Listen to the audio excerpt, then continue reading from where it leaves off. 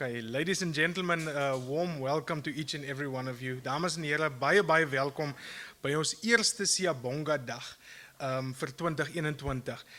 So this day will present mainly in English, but we encourage everyone that's here and everyone that's online to please ask questions in Afrikaans.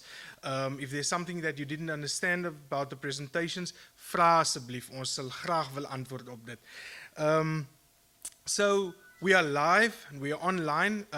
Yesterday we had almost 200 registered participants online, viewers online, and I'm sure that this morning we'll have much more. So if you are online, a warm welcome to you. We are right here in Dimmersfontein, outside Wellington, and it's really an honor for us to be here.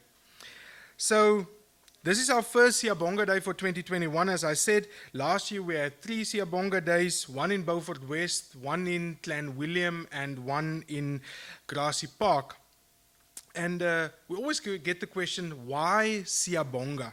And first of all, last year with the level 5 hard lockdown that we had, we realized that there's so much people that wants to acquire knowledge. They want to find out more, but we can't travel. We can't go anywhere. And we've got the tools to do something. And we've been presenting information days since 2014 at Agri-Expo Livestock on Sandringham. And we saw that there was a huge need for people to interact, to ask questions from experts, to interact with the industry, whatever in this industry that they are in. And that's why we said, let's start this. But Siyabonga specifically because we want to say thank you to agriculture for carrying us through this difficult time. We've also broke down Siyabonga into acronyms, and it stands for Sharing Information for Better Yields in Agriculture, for better off next generation. And that's what we want to achieve out of this. If you are online now and you're picking up something, there's opportunities in this industry. And that's why we have wonderful speakers here today. Most of them are women and all of them are youth. So we are so glad that they are all here. Like I said, mainly presented in English, but please do ask questions in Afrikaans. We've got a wonderful lineup of speakers. First up, we'll have Denise Stubbs, who is the Managing Director of Thokozani Wines, and she will tell her story just now, or their story just now. Then we have Wendy Peterson. She is from the South African Wine Industry Transformation Unit. And then we have a young winemaker, Kelsey Shunking, a protege winemaker from the Cape Winemakers Guild. And then lastly, we will have Brenton Marman, who is a lecturer in microbiology and viticulture at Elsenburg Agricultural Training Institution. I think around about 80% of the winemakers in the Western Cape comes from Elsenburg. And that's why we need you here today, Brenton. Thank you for being here today with us. Before we start, and I don't want to keep you up, but I just want to say a few thank yous. Thank you to our Heavenly Father for allowing us this opportunity to be here today, being in the agricultural space, being in the winelands, being in the wine industry. Dis lekker om hier te wees en ons moet dankbaar wees daarvoor. Thank you to everyone that's tuned in online. As I said, almal wat hier is vandag, everyone here present, thank you for taking time to be here with us. We'll engage nicely afterwards. We're going to have a nice lunch set up by Thokozani and Dimmersfontein. We're really looking forward to that. And ons gaan nog lekker kuier na hierdie dag. Also to Agri-Expo, we are very fortunate that it's the first time that our CEO, Johan Ellis, has joined us. Johan, baie welkom hier. To our team from Food from Zanzibar, I see Don Numdu there at the back. Don, baie dankie dat jy hier is. They do some lovely marketing for the Siyabonga Days, and they've been our partners since we started with the Siyabonga Days. So thank you very much for everything that you guys are doing. Also, Ronelle Lawrence is here, and her team from Yeah Baby, handling all the streaming and the sound and everything. So baie dankie vir julle ook. And lastly but not least, our main partner for today is the Western Cape Department of Agriculture, Departement van Landbou in die Weskaap. They've been our partners since 2014, since we started off with a milk goat information day and then a beef cattle information day. And they've said, they can see that this is working. They can see that the people are interested in new technology, learning from other people. They want to engage. We need more of these days, and that's why they've came on board. And we'd like to thank them. So without any further ado, I would like to introduce to you Denise Stubbs, who is the Managing Director of Thokozani Wines. En Denise, ons luister graag na jou. Baie dankie. I think we can give Denise a round of applause.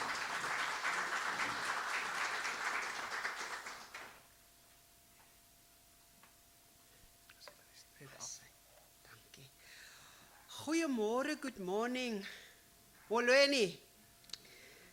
Siyabonga, say thank you. Thokozani beteken celebrations. En wat op 'n wonderlike dag wat ons nou so iets kan doen. And this morning to have all of you here and the people online, welcome, welcome, welcome. I said this morning when I walk in, it is such a pleasant feeling to have people on this farm again. I said to the organizers, at the end of the day, it's not anymore even about making money. It's just to see people and to interact with people and to just say, please come and support. And I'm very proud of it. And I'm not saying this for any pity. It's because I know this business from grassroots. And I was mentored up to where I am today by a wonderful person called David Sonnenberg, the owner of Dimmersfontein, that maybe saw potential in this Afrikaanse cookie and said, let's take you, form you, mold you into what the industry wants. So our story started in 2002, where we started a business for the people. And it was not just for transformation or to change the industry for color. Let me make that very clear. It was about giving our people an opportunity to be part of the bigger industry and be part, and not just part, leaders in the industry. So yes, that was my biggest job, to see how are we going to make Thokozani grow. So on the screen you can see, that's our, oops, sorry, dat druk ek alweer verkeerd. Op en af het hulle gesê. Oops, sorry. Oh, there we go. Okay. Oh, okay, sorry. Who we are. Please, I don't want you to read all the stuff on the screen. And that's not why I'm here today. I want to show you pictures and I want to talk about this. This gentleman, handsome young man here, is David Sonnenberg, that thought, this girl's got it. Huh? And I do. I'm very proud to say I did it with a really dynamic team of people over the time. Plus meisie kind wat net gesê het, bring it on. Didn't do the English very well. Hoor vir my vandag. I can speak English better than a few other people today. And David is very English. And he said, me and my wife, or my wife and I, we wanted to start an empowerment project in the winelands and really change the life of our community. Denise, are you in it to win it? I said yes. Without any knowledge, with any qualifications, I started this with the Sonnenbergs and the community on the farm. And there's a few of them that's here today. So, what makes us special? Oh, jene mense, can I say, now you need to take out all the good things, né? But it's not about that. What makes us special? From the beginning we said, we need to be in it because we love it, we enjoy it, and we want to make a difference in the industry. So each person on this farm needed to become shareholders in this business. And what did they say? Oh, with government you get it for free, why not? Mr. Sonnenberg made it very difficult for us. And he said, I am prepared to walk the walk with you guys, but you're going to sweat for your equity. So my agreement was very clear. My agreement was, Denise, if you can help us change this business, I will give you equity. Ek gaan jou eienaarskap gee in die besigheid. But show me that you can grow this business without any knowledge. The main principle was you need to have the right people behind you to make this work. So what makes us different and what made us special? We selected the people on the farm to say, are you in it? Cheslin's going to say something later. Tholin's going to say something later. They started from grassroots and they say, we in it. So how is this going to work? Each of our employees were scrutinized. Each of our employees were put on a bench and say, so what do you want to do in the next 10 years? Ooh, almal kry mos daai vraag. And then they say, oh, I want to be the president and I want to be this. Doesn't come easy. So yes, we said, Tholin, where do you want to be today? She will tell you her story. She said to me, Denise, I just want to work the vines. Then we say, oh my goodness, this woman wants to stay in the vineyards for the rest of her life. But I didn't know how intense that business is. So we identified our people, and with David's help, we said, we're going to give each of you a share in the business. And we drew up a shareholders agreement, not saying, I'm giving you this. What we said is, there's a commitment. Your commitment's going to be 3 years permanent in this business. You need to work for the company, and then only you get your shares. Not year shares. Now you're shareholder and you've got a certificate. So each of them work very hard to get where they are today. Okay. Right, Dimersfontein, as everybody knows, is a beautiful farm, 187 hectares. People, we don't own the farm. We don't own 187 hectares because on this farm, there's a lot of different divisions. We've got properties, we've got accommodation, we've got our wines and everything. So what David's idea was, why don't we start a small Dimersfontein, a baby Dimersfontein, and we call it Thokozani. So let's break up this bigger business into a small business. And Thokozani started their own wine brand, Thokozani started their own accommodation, and Thokozani started their own conference facilities.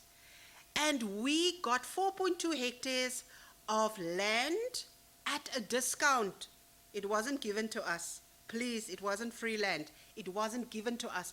He contributed land to us at a discount and said, start building your conference facilities, go get the money and come back. We got a loan at the bank. I'm not going to give their name, but we got a loan at the bank and we sat with all our shareholders. Then it was 35 shareholders as we started off with. Today we've got 65 shareholders.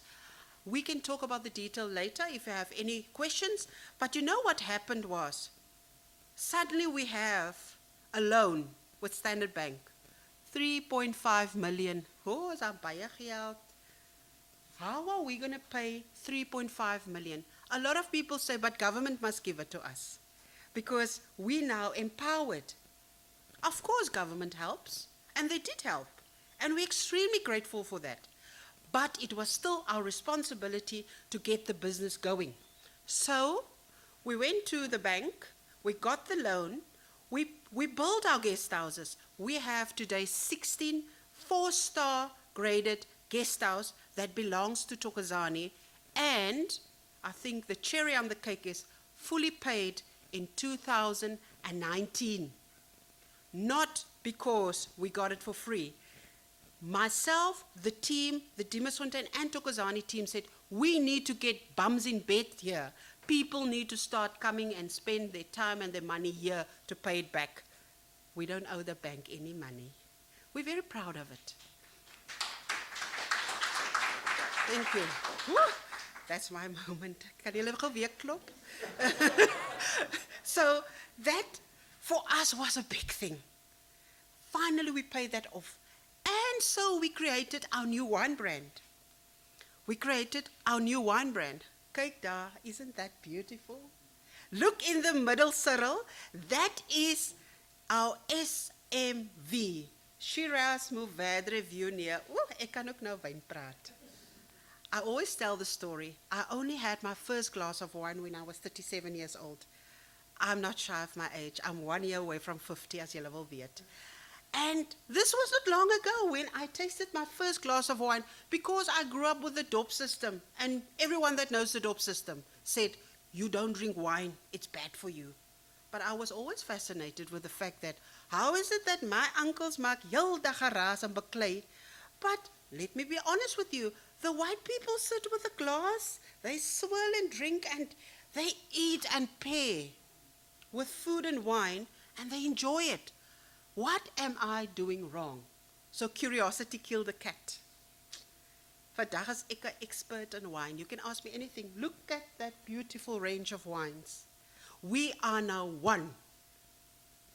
Wat is daai een wat sê Siyabonga, we are one? So it's ons is een. We are one and we did not compromise on our quality. We did not compromise on our label. We didn't compromise on anything that you see on the screen because, not because we are black-owned brand, because the people will drink your wine and say, wow. The people won't drink your wine and say, hi, this is black people that made this wine. We must support them, hey, don't worry. Next month, dan sê hulle nie, kom ons koop maar weer. Julle weet wat hulle sê, kom ons vergeet. En die swart mense is nou klaar genoeg wyn gehad. We are in a different league. Okay, we're in a different league. We want people to buy our brand because they love it. The story is just another point to it because it belongs to our people. It's the people's brand. It's just not wine, it's an ethical lifestyle. Ek raak al bitter soos ek aangaan. So, this acquisition proposal happened when I'm now on the farm 18 years. Ek kan nou Engels praat. I can drink wine. I can do wine tastings. I've been in 16, if I'm right, different countries on my own because they threw me in the deep end to become an ambassador of this brand. We export our wines today. The one country that we export the most is to France. Of all the places, mense, hulle sê mos Frankryk maak die mooiste wyne. I'm sorry, Frankryk het ons wyn gevat. South African wines. That Shiraz Mourvedre Viognier blend, biggest one. 2015, we signed exclusivity with Woolworths. Not because we are empowered. The wines were tasted by many other people. And the wines were selected because it was good, damn good. And afterwards, that is where our challenges came in. Thokozani, the name people can't say. South Africa, let's just say it, still very prejudiced about black brands. Let's say it. But your name must go out there for the quality and the goodwill that we do. So our people, the shareholders, our people, our employers becomes our ambassadors. And that's how our brand has grown. Where people say, and you know what, I'm going to share this in public today, that Woolworths came to us and say, wow, we love your brand, but we've tried your name. Thokozani doesn't sell. And I think a lot of people still have that challenge. Thokozani doesn't sell. Would you think about another name? So anyone that thought this industry was glitz and glamour, vergeet maar. Ek het vandag my glitz and glamour aangetrek for this opportunity, but no. You are challenged all the time. And Woolworths said, are you in the business or are you in it for the sentimental reasons? We want to build a business. You don't walk away when a supermarket gives you a challenge like this. The supermarket said, it's not that we don't like your quality, but the name doesn't sell. We didn't outsell Thokozani. What we did is we changed the name to what I said earlier. Have a look. Ovation. Standing ovation. Celebration. It all goes together. We still celebrate. And that line is in Woolworths. Not because we decided, oh, shame, they say black don't work. Ons gaan aan met daai story. We change our strategic plan to do business. And let me tell you, Thokozani sells more internationally. The name Thokozani sells internationally because people embrace transformation. I'm not saying our country don't, but I just think we've got a long way to go still. All right. So, I want to quickly let two very important gesiggies. Hallo, kom hier so, julle. So, Linky and Chizzy, I said to the organizers at the beginning, it's not about this face. I'm just one of it. I'm one of it. Kom. I want them to be part of what we are today, because they are the next Denise in the future. Things going to happen. And I want Tholeen to tell us in 1 minute, are we still okay for time? Where she comes from. I did not inform them about this. Ek sê dat, I'm honest when I say this. I don't believe people must prepare themselves for these things. We put too much pressure on our people. They talk from the heart. I told Cheslin, come and just tell. They are two of our start markers in our business. Cheslin is today the liaison manager by a fancy name. He will tell you how you spell it and how you get to it. And the Tholeen is today supervisor in the vineyards. Kom staan hier. Kom. Kyk, jy het daai gangsterpakkie aan vandag. So Tholeen and Cheslin, can both of them stand here? Is it fine? Yeah. Vertel gou vir ons daarso. Ek is Tholeen Samuels. Ek wil eerstens vir almal sê welkom op Dimmersfontein en geniet die dag vandag. Lekker meisie. Ek is 13 jaar. Ek is baie gemaklik met my Afrikaans. En ek dink as ek Afrikaans praat, gaat dit nie hakkie, het gaat sommer lekker loop. So ek is 13 jaar op Dimmersfontein. En soos ek gesê het, ek geniet my werk op Dimmersfontein. En nou vra baie mense vir my, Tholeen, wat soek jy in die wingerd? Maar soos hulle sê, jy geniet mos wat jy doen. En Denise het al vir my baie geleenthede aangebied, as reception. Dan het ek vir Denise gevra, jyne Denise, nou, ek wil mos altyd 'n boervrou gewees het. En op skool was dit altyd, as hulle vra, wat wil jy word? Dan sê ek, 'n boervrou met blink skoene. En vandag is dit, as ek in die wingerd betrokke, en ek dink, daar's niemand wat vir jou dophou, of wat agter jou staan nie. So, ek doen letterlik my ding wat ek wil doen. En dan het ek vir Denise gesê, jyne Denise, nou wat maak ek? Die 4 mure gaat my mal maak. Ek nou heel dag staan en telefone beantwoord. Nadat ek weet, ek is 'n lekker harde werker. En vir 13 jaar is ek gelukkig. Ons het aandele. En baie mense nou, ek kan vir baie mense vertel aan Dimmersfontein, van ek dink, baie plase is nie so bevoorreg. Ons is baie bevoorreg. Sommige tye het ons ook maar nou, ons dingetjie daar, maar, soos ek sê, ons kan kom, ons kan vra, en ons het, ek is ook op die werkerskomitee, en dan het ons altyd gevra vir die werkers, wat is die behoeftes, wat het ons nodig, en ons het gekom met 'n idee, nie alle nie, ons self het gekom met 'n idee, maar kom ons maak 'n kospakkie op. En vir die 25ste kry ons 'n groot koshemper. Ek sien nou, dat het nou weer bygekom, soos ons nou in Chris, so het nou weer 'n paar bygekom. En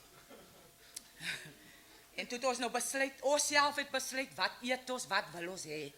So die 25ste is die koshemper, en die 15de kry ons nou die vleishemper, nog lekker vleis soek nog. Die 15de, so, daar is nie meer daai niets wat ons gehad het in die begin, toe ons nou altyd kom klaar en so ons het gewerk aan die behoeftes waaraan ons, al het voorsien in die behoeftes. En vandag dink ek is bly van my kollegas wat vandag saam met my sit, is lekker, en vandag geniet ons vir ons.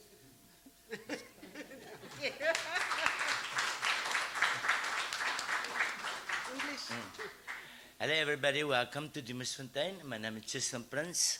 I've been starting here at Dimmersfontein 20 years ago. I started here as a general worker on this farm, and I said to myself, listen people, I've got a vision and I want to grow in this business.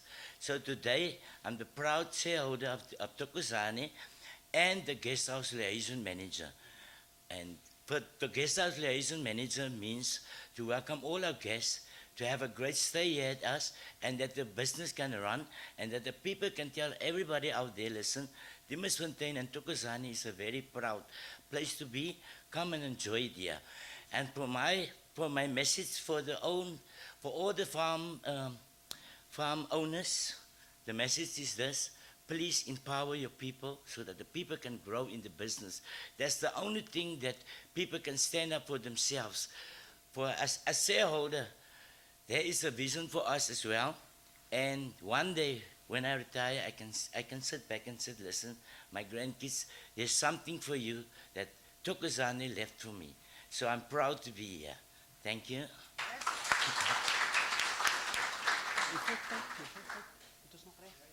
Nou, hoe kan jy nou verkeerd gaan? I mean, really, everybody. You know, we've got a few others there, but that makes me proud because we've done it.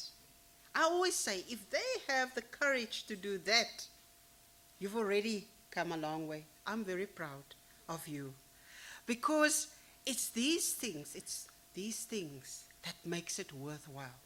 I always say to them, we have a lot of talking going on this farm. It's about communication. Ons baklei baie, ons fight. We do a lot of things, but as long as your ship is sailing and the right captain is on the boat, you don't have problems. And I'm not saying that we don't have our challenges. This industry is a very, very competitive, difficult industry to be in, especially a person of color. And just to come back to Thokozani, as I said, I can share the presentation, I can share more information if there's questions. What have we achieved up to date? Over the time, I told you, we've built our own conference facilities. You're sitting in it today. Thank you for your support. Secondly is, we have our own guest house, which is fully paid. Hoe ek klink soos hy ryk man met die blink skoene, né, Tholien? Fully paid. Fully paid.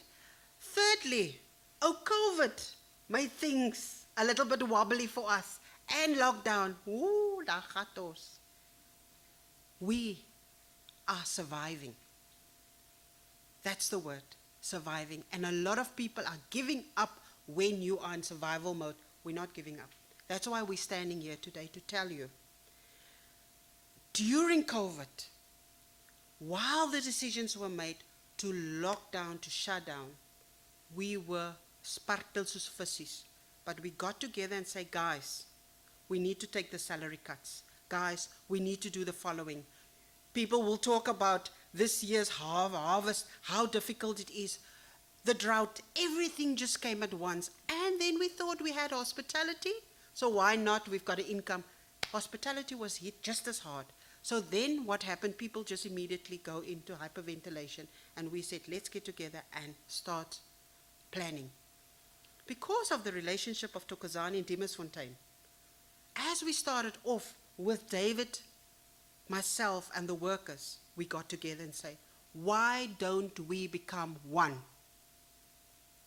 Ooh, genade, let me say today, and whoever is on this line today, the first thing people say, woo, window dressing, weer. The white people is going to say, come black people, together we will make it one. Amper vloek ek. No. There's history in this business. 18 years of history that's proven that we cannot allow window dressing to take over our business. And the 20th of November last year, we signed a deal. COVID of the not. And that video key wat ek gou wil speel, to say where are we now? Nee, dis die Zoom meeting. Ag, wat Zoom meeting? Daai dingetjie, die link. Die link. En wat is vandag? Daai wat vandag, ja. Okay. Nee, ek is nog so 'n bietjie gestrem met hierdie besigheid. So it's the one today. It came in today, Gerard. Hoe nou hoor jy los met music dramaties. Wag, hy speel nie daar nie. Speel hy.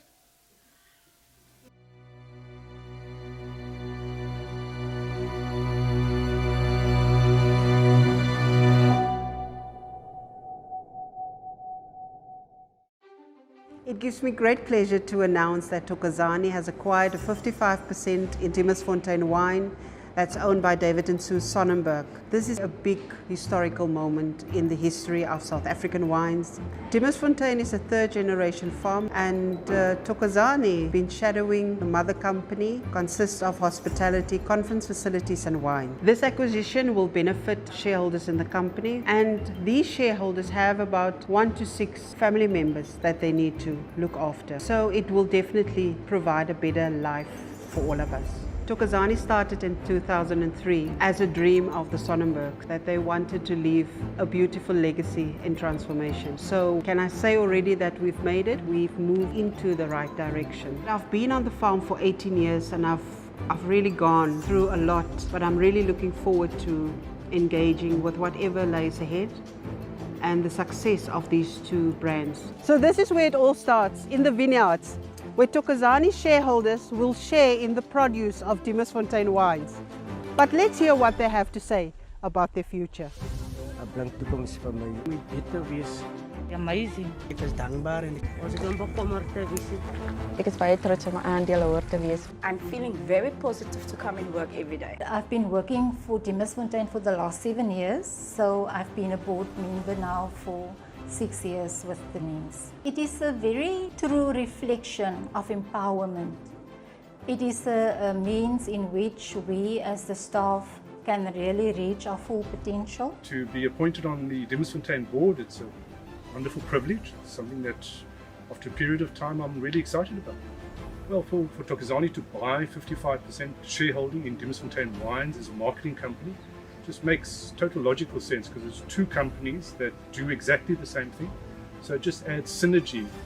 Well, I think the current acquisition is the culmination of many steps that we've taken since we've been back from the UK and farming Dimmersfontein full time.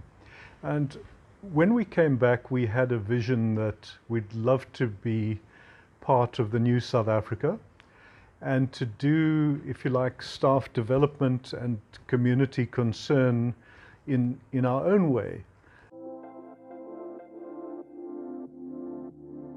We then thought we could get to the next step, where the Thokozani company, which initially was running in parallel with Dimmersfontein, could now be given part ownership of the mother company. I think the key elements as to how we made this happen was to take into consideration certain factors. One is everybody's comfort level that the team itself could work comfortably together, that they felt confident in each other's abilities. Nobody's jobs were going to be threatened, but that everyone identified with the idea of inclusivity as a principle going forward. Additionally, I've always approached these matters using the luxury of time and thoughtfulness about not rushing things, but certainly making sure that whatever we develop grows organically from a real base of competency, skill, and more particularly experience. And I believe that we've had the blessing of that at Dimmersfontein. Yeah. So when it came to actually partnering, which the way Sue and I look at this whole venture, it's a partnership between us and our very valued staff. And that's the spirit that it will continue with for hopefully the foreseeable future, until we both get very, very old, or very, very older.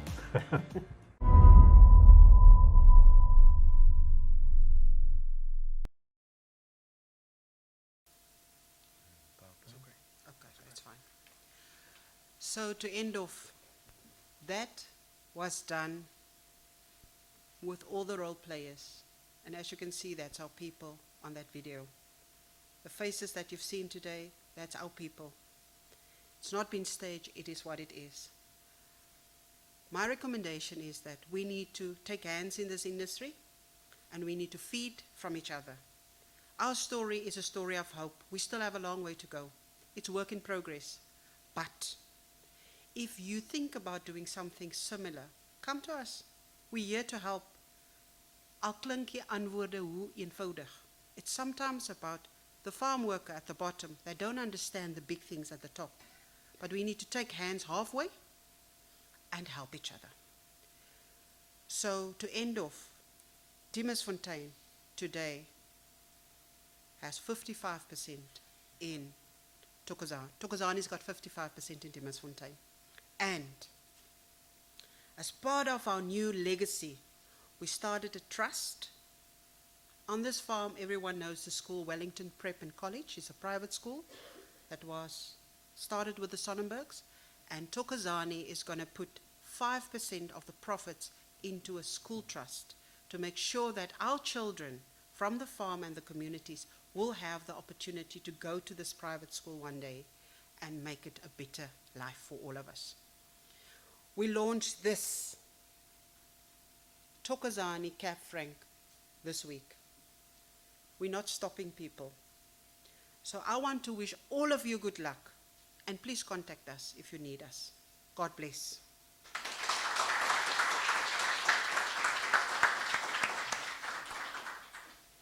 Denise, thank you very much. It voel asof ons nou net hier moet stop. It was so inspiring. Thank you very much. And if there's any questions afterwards, we're going to have some questions now after Wendy has had her presentation. Then please send in your questions. We've already had 1 or 2 questions coming in from the online viewers. Maar as daar enige vrae die gehoor het ook is, ons gaan nou nog geleentheid gee vir vrae. So our next speaker is Wendy Peterson. As I said, I read up a little bit about Savitu, and I think it's wonderful that the wine industry has an organization or a trust, or you will explain it more, but something, people that can help people that's doing transformation, that's empowering their people. There's a helping hand. If it's, soos Denise say, if it feels like you want to gee op, then there's somebody that you can pick up the phone and say, listen, we're struggling. How can we get market access? How can we do this? How can we, be better off? And I think that's what Wendy and them are doing. So Wendy, we'd love to hear from you.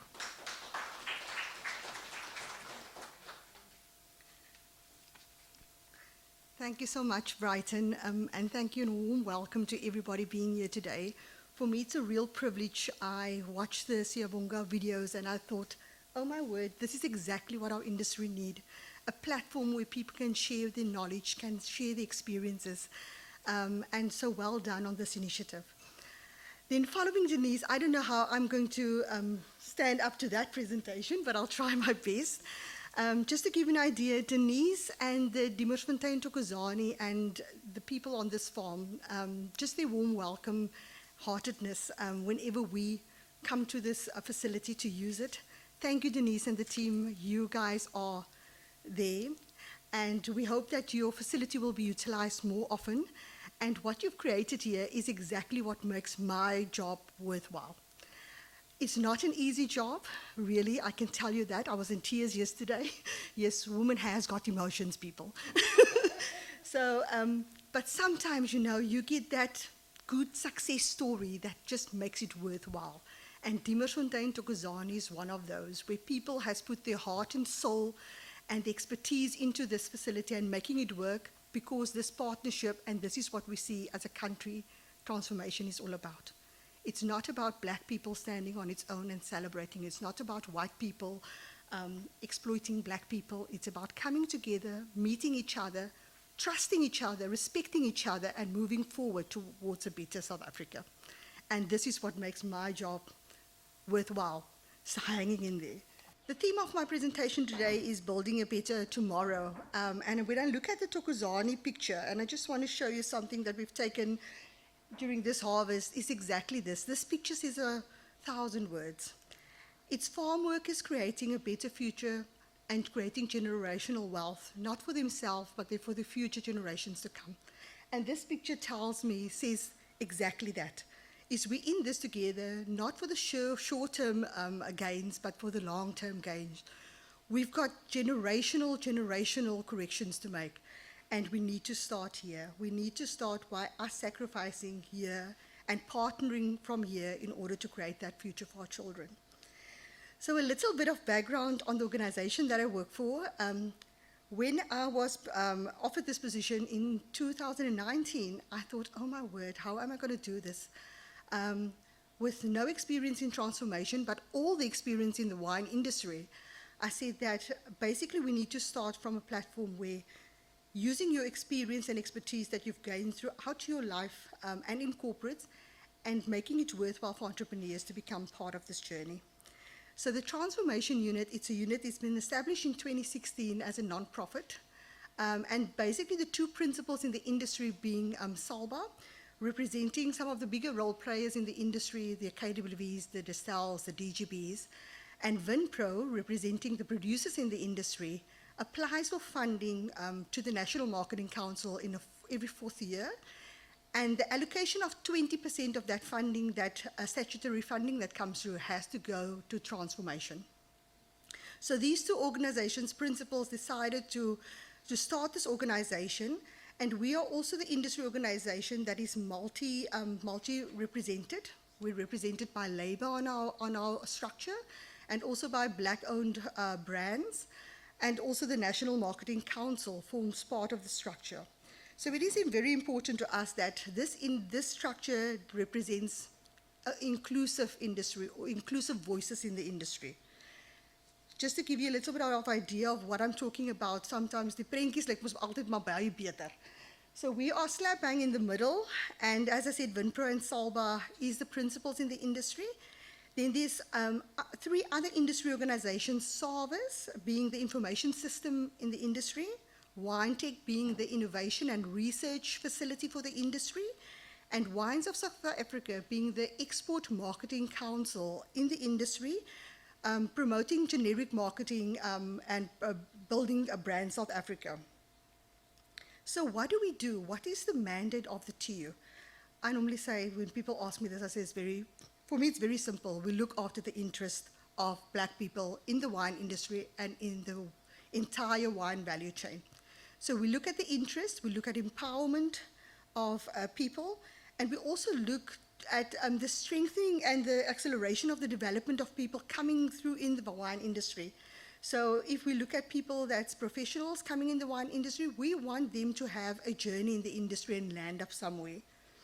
Ethical trade and practices is also important, because not just for the commercial value, because we know that when a farm is ethically traded or accredited, they can get more for the grapes. For me, that is the commercial benefit. There's a bigger benefit to say that the farm workers that's part of that ethical trade farm is being looked after. That is a social development bit. So for me, it's important that the Transformation Unit mandate looks at all the holistic aspects in the wine industry. Then I want to show you this. This is one of our first Black wine makers and first Black wine producing facilities in Stellenbosch. And this is what transformation is about. It's about gaining and providing inputs into a production or manufacturing place where a person of color, for example, winemaker, didn't have that opportunities. Now Carmen stands with a cellar full of tanks. She's got her own manufacturing assets. She's got the experience and the know-how, and she's building towards a better future for her and her future generations. So the Black-owned brands, I told you that the industry challenges, it's not easy, really it is. There's ladies that's in this industry that started when they're 20, they're 60 now. Just a joke. But so the industry is not easy. It is daunting. It takes perseverance. It takes dedication. Denise called it, sweat, equity sweat.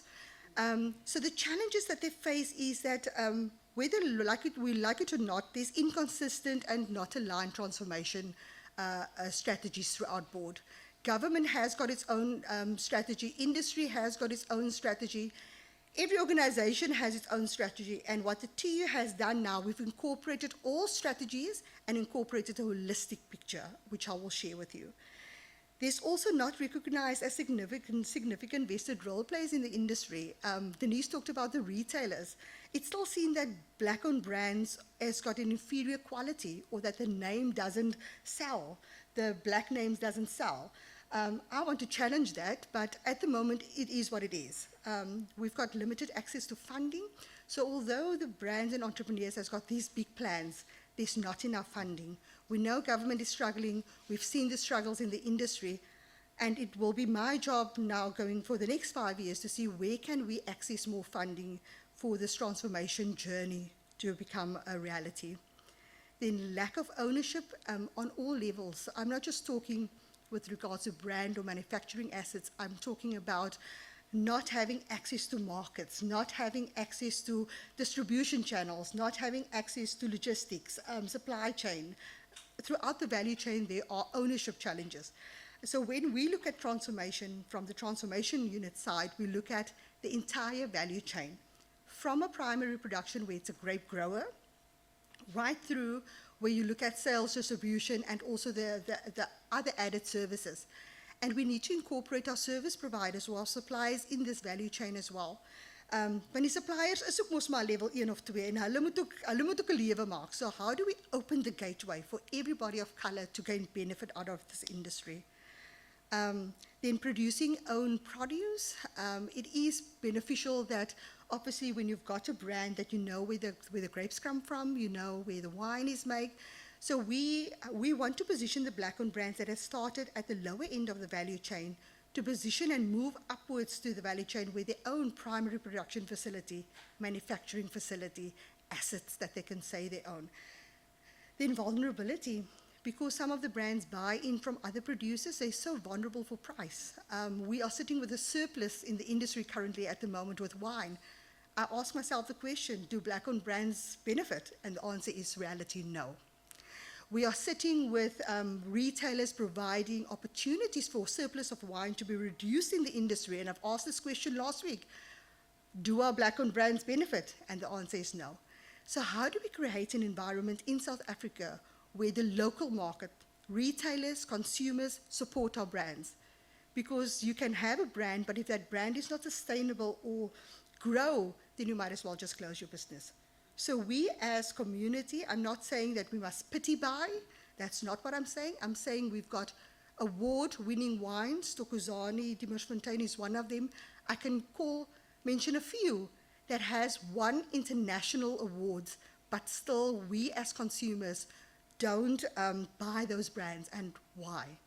Because really they stand one-to-one on par with big brands getting the same accolades. So it's a mind shift change that we as consumers also need to do. Then limited resources. Entrepreneurs sit with the challenge that they are both the entrepreneur, they're the owner, they're the marketer, they're the sales, they're the administration. And anybody that has run a business before, I've had a business for a year, I'm still doing part-time, but it is difficult. You cannot be there for everything, and these entrepreneurs, they are doing it. They don't have that resource, big industry or corporate structure. They have to do everything themselves. Lack of distribution is another big thing. Although we can get retail space, sometimes getting on retail shelves and distribution, there's a lot of cost that comes with that. And then a brand home like this facility, they don't have this facility.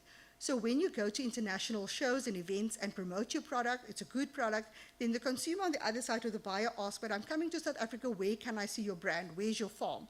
And most of the times it's, oh, sorry, we don't have a farm. Or I need to take you to a white owner's farm to show where my product comes from. It is a challenge because immediately you lose your credibility. Wie gaan nou koop van iemand wat nie weet waar sy of wat nie 'n plek het nie? So what we've done is that we're busy working on a brand home facility for black-owned brands where we will accommodate between 20 and 30 black-owned brands. And that facility will provide them a point of identity. Dis ons huis man, dit is waar ons is, dit is ons plek. Alles wat hier is represents our culture, represents our history and our food that we eat. So I'm very excited about this initiative that will be launched later this year. So please watch this space. Then access to market, capital, production facilities, as I mentioned. And then obviously you want to have, our brands are not price competitive enough. The retailers also ask us to come in at ridiculous prices. But because we don't have the means of production or the means, we cannot have economies of scale. So your price point is always a little bit higher than the rest of the bigger guys. We know who they are. So that price competitive, it makes it very difficult. That's why the retail space has, in some cases, not benefit our companies. Then the TU the TU is the transformation unit, also we too. We've got a, a nickname, TU.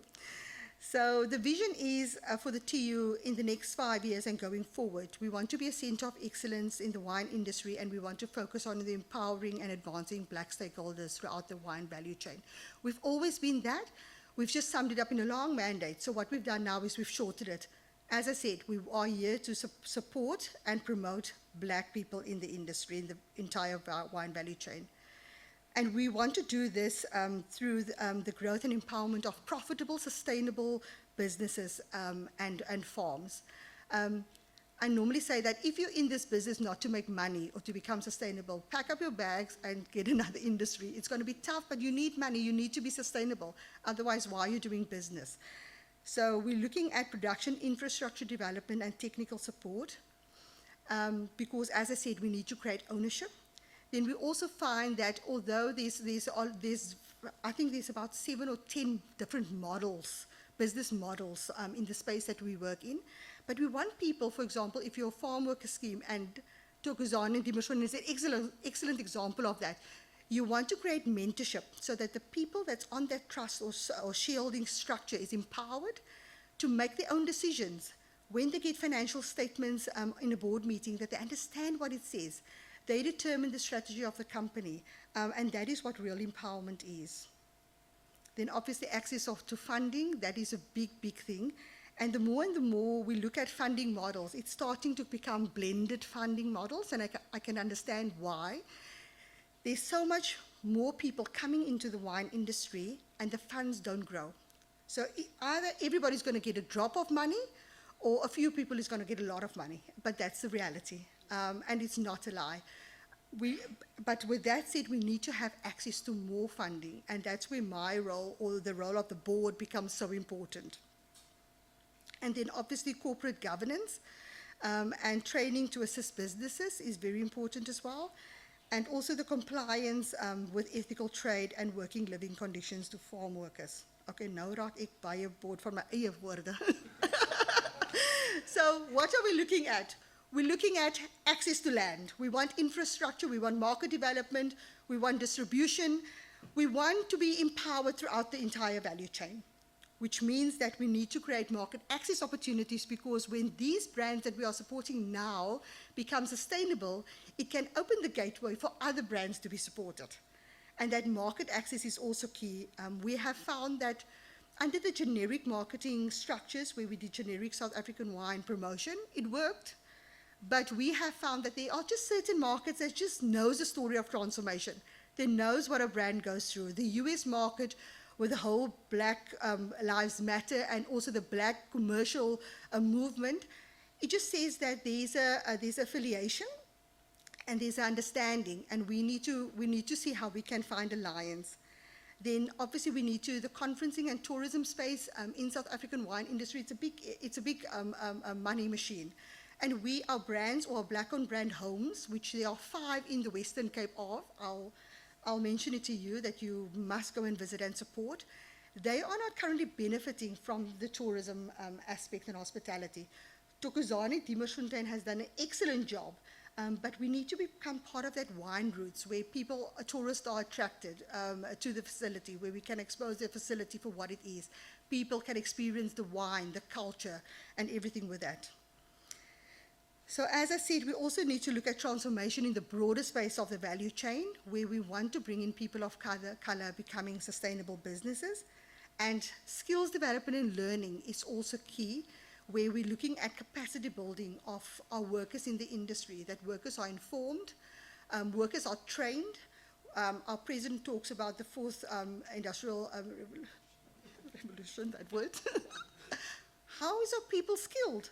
Because we are not even meeting the basic needs of our farm workers during COVID, not being supported with having enough food to eat. So how are we getting there? And we need to upskill them, and there needs to be a focus. I know the Department of Agriculture Western Cape is doing a lot of work within that space, but I think it should be more broader. The wine industry also needs to become part of that. Then social economic development, worker conditions, worker wellness and support systems, the well-being of our workers, succession planning for our workers. My son, the other day, I have to tell you a joke, so I said, I did a presentation and I says, but we want to empower our farm workers. And my son asked, okay, but who's going to farm then? Exactly as if there's no farm workers, mommy, who's going to farm? But there are some people that really wants to be in the vineyards and prune and trailers and all of that. But there are some people that wants to become more than that or excel in the corporate space of the business. And we have to identify that people to say that you're here now, what do you need to do to be there? And we walk a journey with that people. I've seen in my lifespan of 28 years, I've seen too many people of color leaving the industry and we're not retaining them. People that's director positions now at Pioneer Foods and in other industries. And the question is, why aren't we keeping our people? Why are we losing our people? So we need to find out what is the need, where do people want to be, and try to see where we can hold on to these people that's so important for us. Dan ons wil baie doen, maar daar's nie genoeg geld, ek het nog klaar gesê. So what are we going to do in order to achieve our goals? Well, we're going to collaborate and partner. As the partnership models in the industry, we also need to find or get together and hold hands in making this work and have a conducive plan for transformation, a plan that incorporates all elements of transformation in order to leverage funding. And we can only do that by the industry partners that's currently doing a lot of work as well. We want to create an increased revenue and profitability for our business. We also want to have more negotiating power. So when a brand goes and talk to a ShopRite or talk to a Woolworths, that there's negotiating power behind that brand, and that whatever they want to achieve is achieved. And then obviously, as I said, I can't emphasize this enough. Transformation is all about partnerships. You cannot achieve transformation without partnerships, and that is exactly what we intend to do in the next 5 years. So they asked me, okay, Wendy, but the targets, who's going to be accountable and responsible, and how are we going to achieve that? Julle ken mos die boardroom praatjies. So we need to measure, because the industry has forever and a day said that we want to have land reformed 20% in 2025, and I ask how? Wie gaan het doen? How and with what money?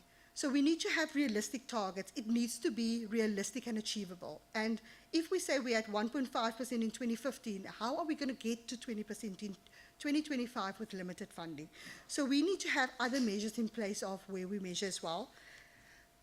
Water rights is one. How many people are employed in the industry of color? Where is the people going of color? What is the hectarage produced by black people? What is the tonnage produced by black people? So there's a whole lot of target setting and how we're going to measure that. And then also, as what I said, is the measure and evaluation is so important. Want ons sit mos transformation daar en na 'n jaar haal ons hom uit en dan stof ons hom af en dan sit ons hom op die skerm om te sê, "Ai, shame is nog steeds 'n rooi robot." No. No. We need to have measurable targets across the board. We need to keep everybody that's aligned with transformation or gets money for transformation to be accountable. The targets needs to be realistic, and it needs to be measurable, and it needs to be implementable, because otherwise we're going to sit here in 2050 and I'm going to have the same presentation again. So we need to move towards a progressive plan. Ek hou nie van, wat is die woord, radical transformation. It klink so, ooh, hy scary movies. But you know what? Miskien is dit wat ons nodig het. We need people to take accountability. We need people to come on board and be serious about this. It's not a Wendy's plan. It's not a Tokozani Denise plan. It's not a Soweto plan. It's the entire industry plan, and it's a plan for the entire country. Van de regtig waar mense, if we don't get this right, then really I don't see a much brighter future for our children, and that's why we need to do this. So I promise, Brighton, I'm not going to be long, but in a nutshell, this is my contact details. My office door is always open for whoever you are. Please give me a ring. I've had so much calls this week with people just wanting to understand what services you provide, and maybe I should just stand a little bit on that. So if you're a startup and you say, oh, Wendy, get a bright idea, I want to start my own wine label, then I normally call a meeting. And people come to my office and we've got nice coffee and we chat about this. Because sometimes it's a person coming from distribution background and telling me, Wendy, I want my own wine brand. And then I listen. En dan dink ek, maar die ou is 'n expert op sy field van distribution. And then we develop something and we have discussions. And now they're starting a distribution company in the wine industry. Iemand wat bijvoorbeeld in die wingerde werk, kom na my toe en sê, maar Wendy, ek sien die boer doen so goed, hy het 'n brand, ek wil ook 'n brand hê. Then I ask, but what have you been doing for 20 years of your life? Why don't you start a business, a supply business within the wine value chain, where you can actually be a supplier to the industry? We need suppliers of color, level 1 and 2. Brothers of Wine is generated. So sometimes it's just having a heart-to-heart conversation. But if you, as you know, say, Wendy, never mind what you say, ek wil 'n brand wees, then I will take you through that journey. We will do a development plan for you. We can sit with a mentorship program to say, what services can we provide, what guidance we can provide. We can even appoint a mentor to assist you, and we walk the journey with you. Because there are services that's for free in the industry that you don't need to pay to. Want soms kom mense by my and then they've spent a lot of money and it was unnecessary. There are support services in the industry. There are intelligence in the industry that you can utilize to yourself. And then, obviously, I'm very keen on mentorship. So mentors in the industry provides a valuable role, and we want to nurture those mentorships. So I'm also launching a mentorship database where we've identified people in the industry that really wants to give back. Kyk, jy is nou by daai ouderdom as jy moet 60 kom, dan raak jou hart mos op vir die Here. So you want to mentor people, jy wil goed doen, you want to give back. So we say, come on board with us and walk this journey with us, because you would be able to see this person of color going through the industry, and we can use your expertise. So come take hands with us. So there's so much possibilities, so much options that, please, my phone number is on the screen, my email address, just pop me an email and then we can get in touch. Thank you so much, Brighton.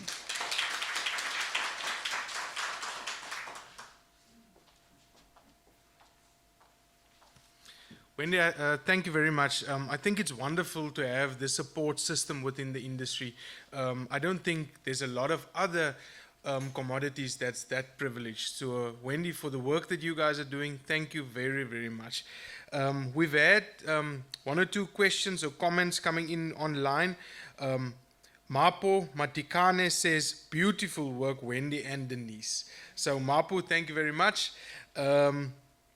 Patrick Pududu has sent a comment and a question, and some of the spelling is not so clear. I think it was, you know, the, what do they call this? Spell checkers that maybe put in another word here, but I'll try and give you the message. So Patrick says, empowerment comes in many forms. You do not have to own a wine farm to be invested in, and there can only be a selected few that can make a success in the industry. Why are we not talking about JSE investment in wine stocks? So I'm not sure if one of you would like to answer maybe that, Wendy?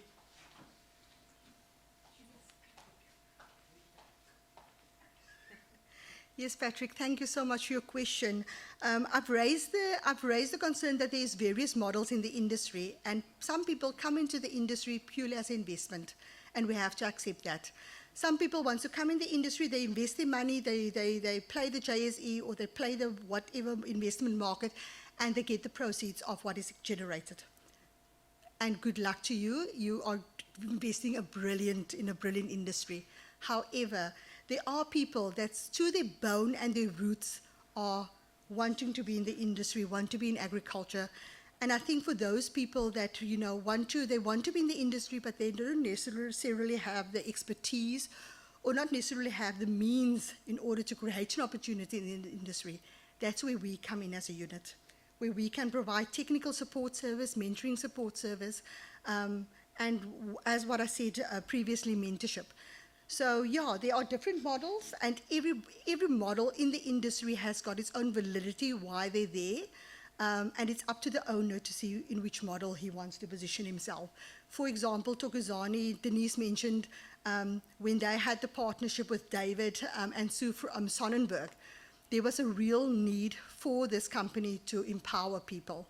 That is one model. Then you also get the 100% black businesses to say, that tells me, Wendy, I don't want to go into a transaction with a white person. That is another model. Then there's a model where the farm worker has gained access to a piece of property from government and they want to develop that on their own. That's another model. So as I said, various models, various solutions, various challenges, but yeah.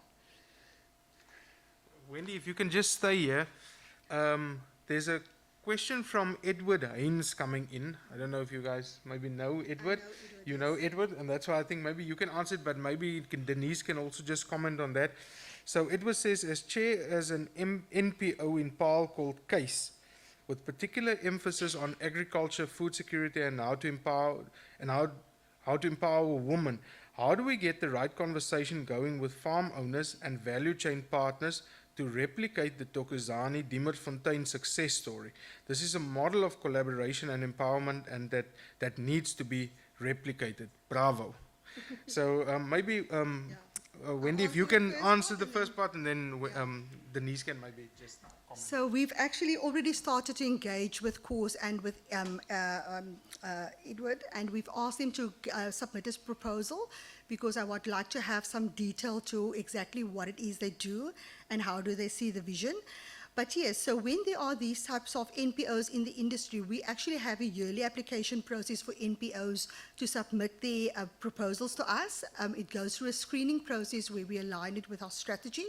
And then we decide, does it fit our strategy and does it fit to be incorporated in the industry?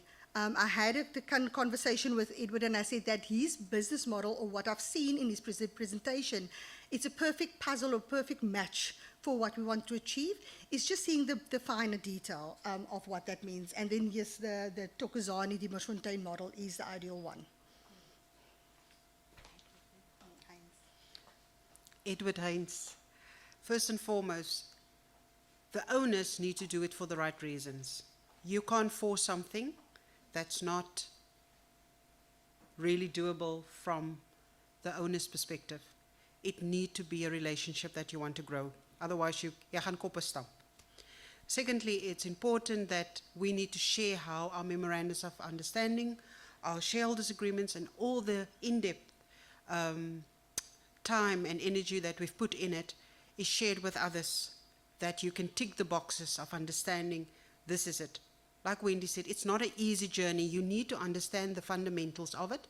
So I think the most important thing is we need to share how we've done it up until now, and then when there's other farmers that's available, that they do commit for the right reasons. As simple as that. Thank you, Denise. Is there any questions from the floor? Enige vrae van die vloer af? We've got a mic there at the back. Enige vrae? No one? Okay, julle kan Afrikaans ook vra hoor. Okay, goed. Miskien is daar dalk wat bietjie later sal vra of is daar 'n vraag?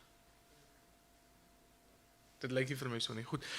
Okay, thank you very much. I think there will still be some time for questions afterwards, so you can maybe ask when there's another opportunity again. We're going to move straight on to Kelsey, who is a young winemaker, and it really inspires me that there's a lot of young people that wants to be winemakers. I know there's other trades within the industry and other things that they can do in the industry, but to be a winemaker, it's really great for me to see that there's also young ladies that's winemakers. And Kelsey, we look forward to listening to you.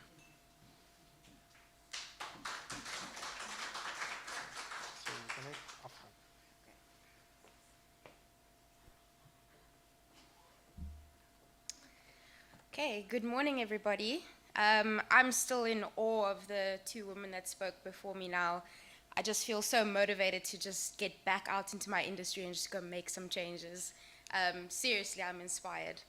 So I'm Kelsey Shanking. I'm a third-year enology protege for the Cape Winemakers Guild. And I'm here today to tell you about my story as a female winemaker in this industry. As I said, I'm extremely honored to be speaking here today. There's many amazing female winemakers in this industry, and I'm really proud to be representing the Women in Wine network here today. And although I'm young and don't have much wisdom to share with you, I do have a story to share with you, and I just hope that my story can inspire somebody to take that leap of faith and pursue that dream that they would like to pursue.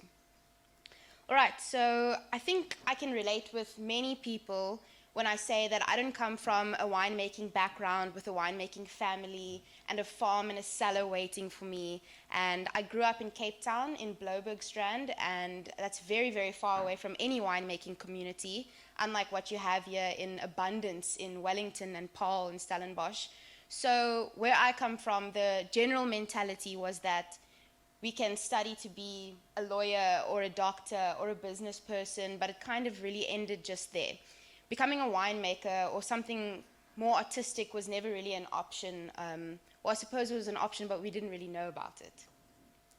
So I was at your average government school, and I was just that matriculant girl that had no idea what she was going to do with her life when she finished with school. And I applied to all three universities. I applied to UWC, UCT, and Stellenbosch. And my first choice of what to study was medicine. Very weird, I know. Just to let you know, I was not accepted at any of those universities for medicine. So I went with my second choice, which was human life sciences at Stellenbosch University. Almost went for a medical bioscience degree at UWC, but something about Stellenbosch just pulled me in, and I decided to go for it. So to this day, I probably couldn't tell you what that degree was about, honestly. I sat in class day in, day out, and I was just like, I don't know what I'm doing. It took probably 4 months of me doing that degree in my first semester for me to decide this is just not for me. And that's when I actually walked out of my bio class one day, straight to the Agri-Science department, and I sat down with the dean, and I just said, I need to do something else. And on that day, on that walk to the Agri-Science department, I just remembered that my mom took me to Stellenbosch University when I was much younger. And we were walking on the Roy Plain there with all the students and their pluckies and their iced coffees, and she pointed to the J.H. Neethling building just on the right of the Roy Plain.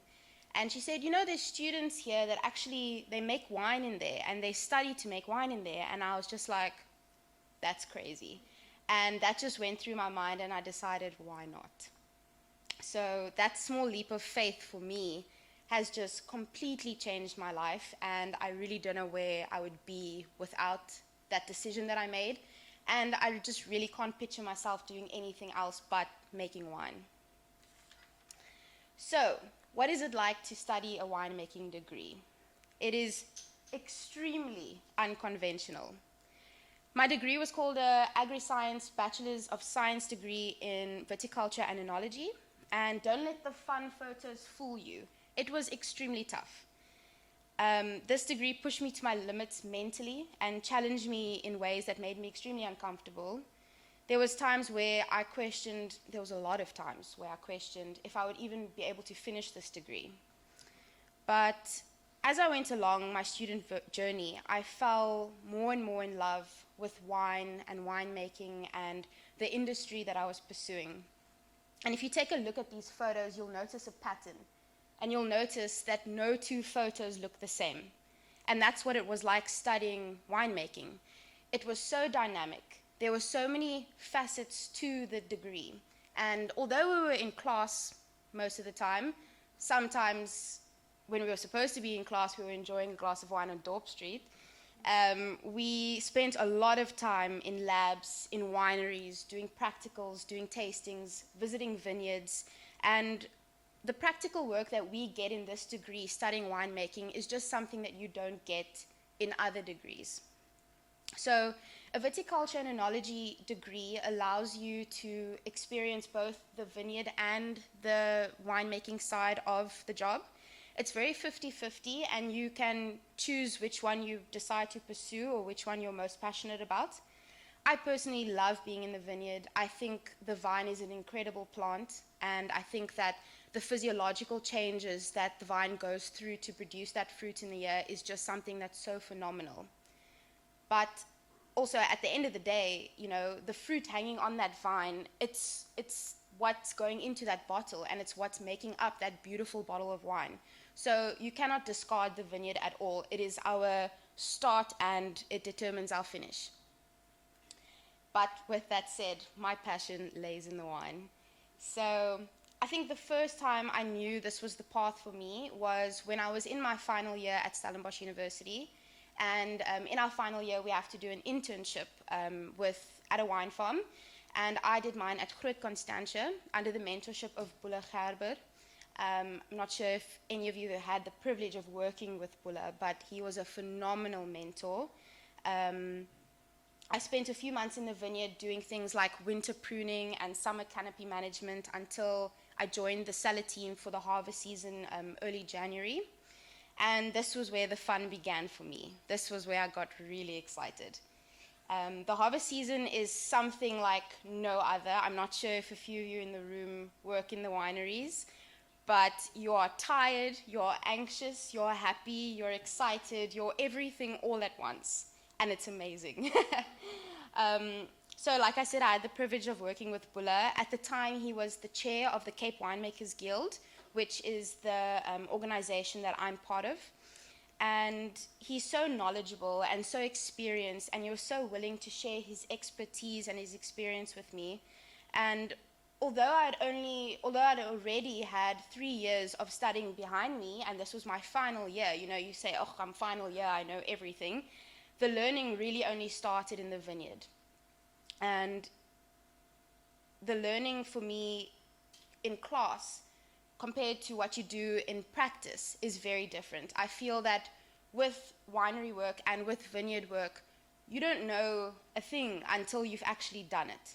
They explain these concepts to you, but until you do it, until you see it, that's when you really start learning. And that's why the practice and the internships and the learnerships are the most important part actually of what we do here and how we educate ourselves in this industry.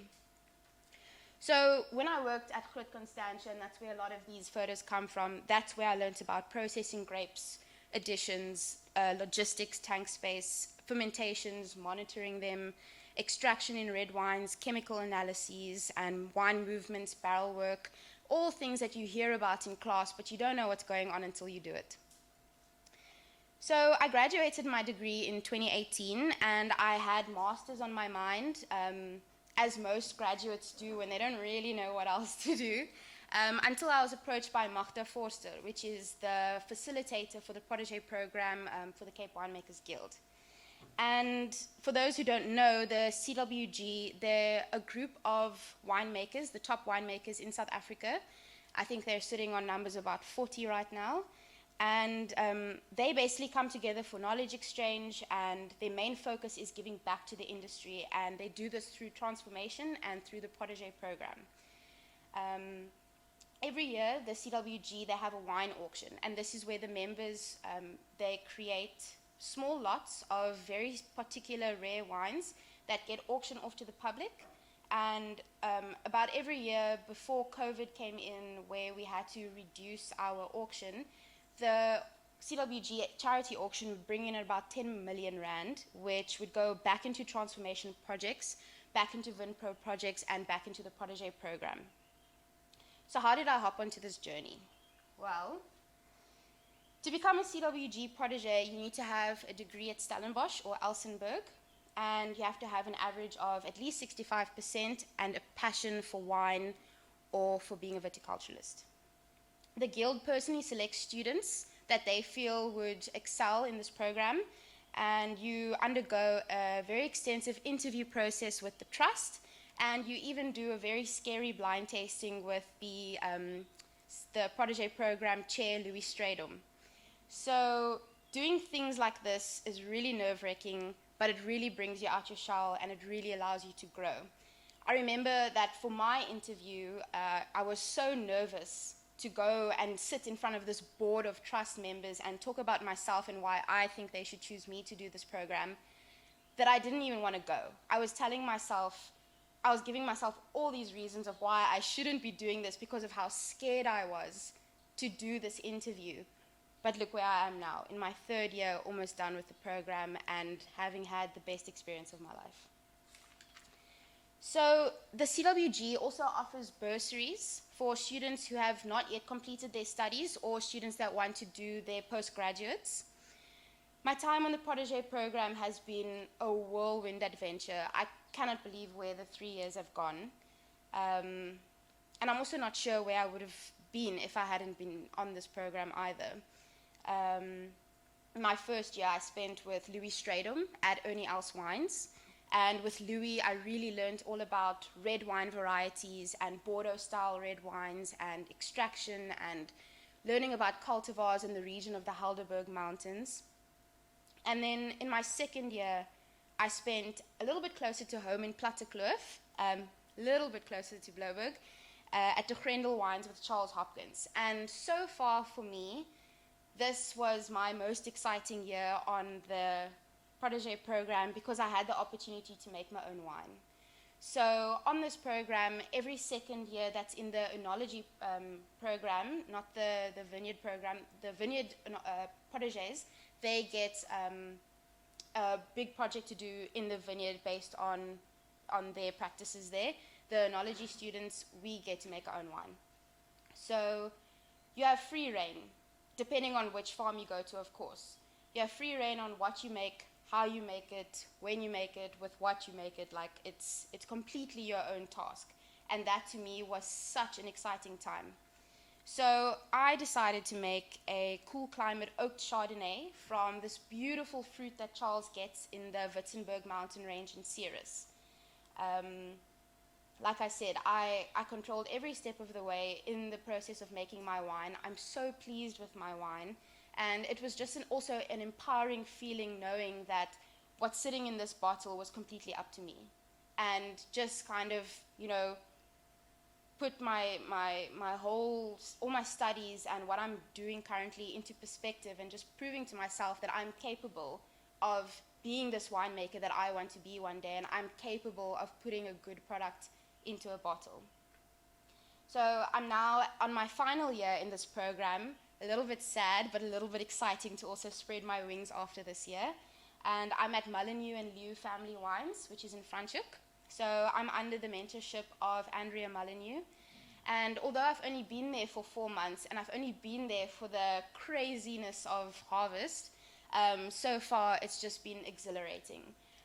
As you've heard now, I've worked for Louis Stradom, I've worked for Boele Gerber, I've worked for Charles Hopkins, but there's just something for me about working for a strong, successful, and ambitious woman.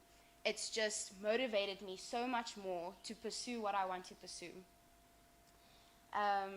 So, as you can see, there's something quite similar in these photos as well, compared to my student photos that I showed you. And that is still that this industry is dynamic, it's ever-changing, it's multifaceted, and it's a lifestyle. It's not going to work every day, having just a 9 to 5, sitting in your office and doing what you need to do, although if that's your thing, great, but it's definitely not mine. It's so different, so dynamic, and like I said, this is my lifestyle. And one important thing about this job for me is that it's all about the people. And this little product that we put into a bottle, this thing that we strive for, from winter pruning to canopy management to making sure that our ripening season is going smoothly, and monitoring those sugars, bringing the grapes in, processing, all that hard work during harvest and barrel work and rackings and blending and bottling, all of that goes on for this little product in this little bottle that just has created this whole industry and this whole network of people. And we are all here together today because of this thing that we create, and I think that's amazing.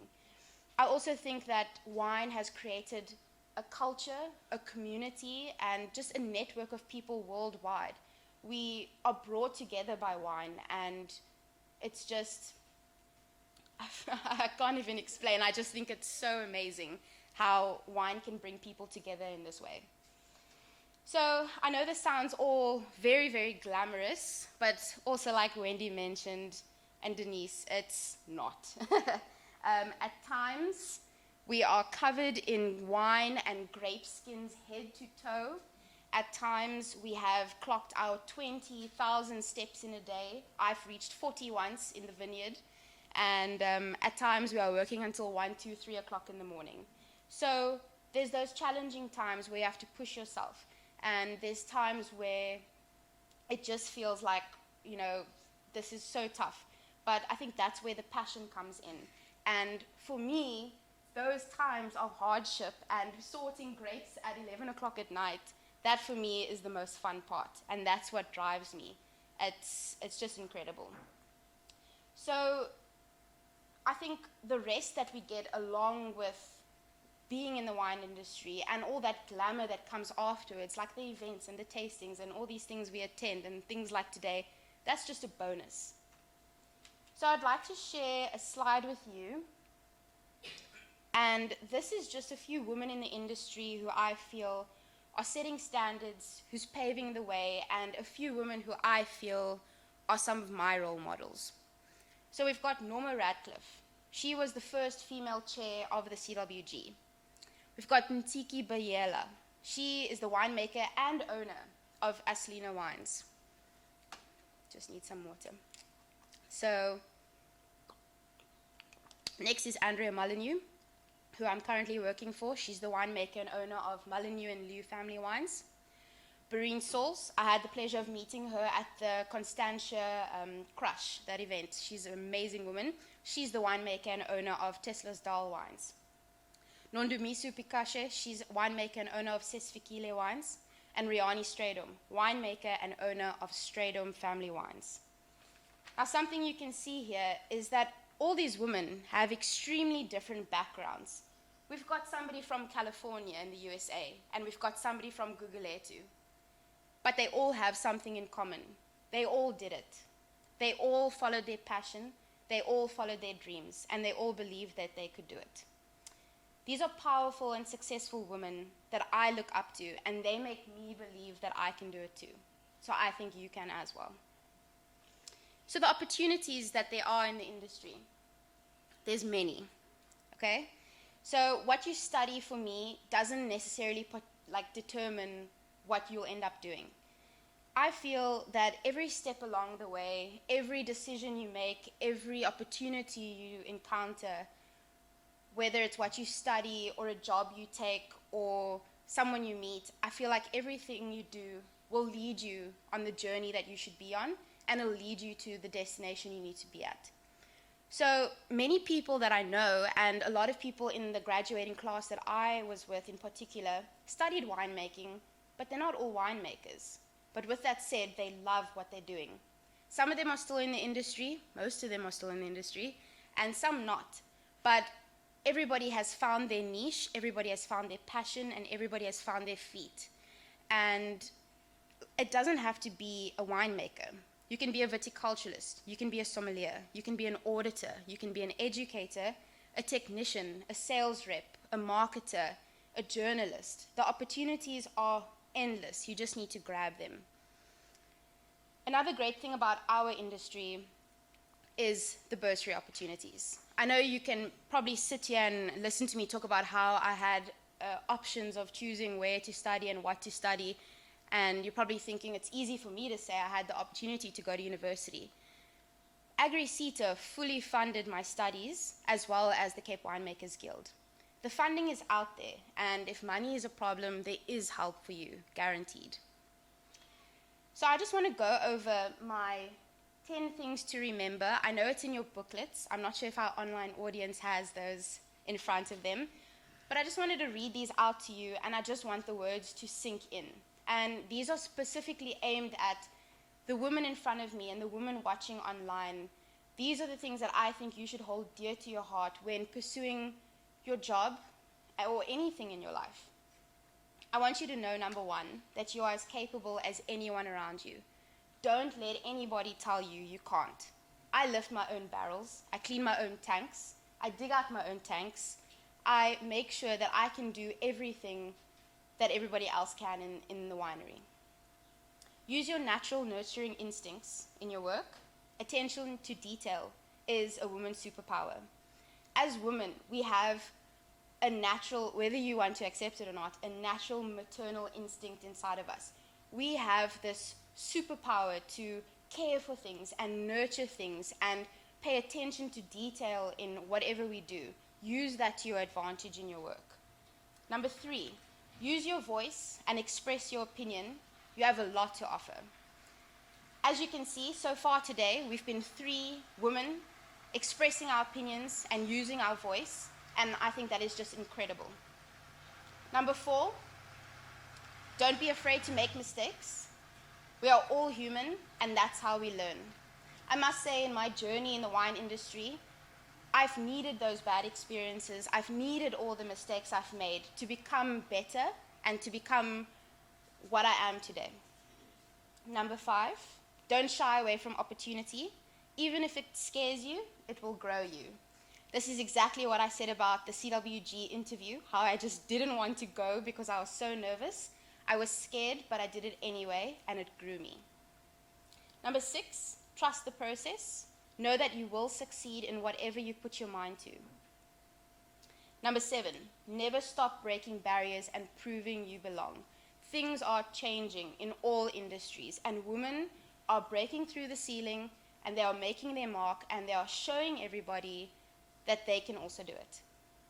Number 8, optimism and a positive attitude will carry you very far.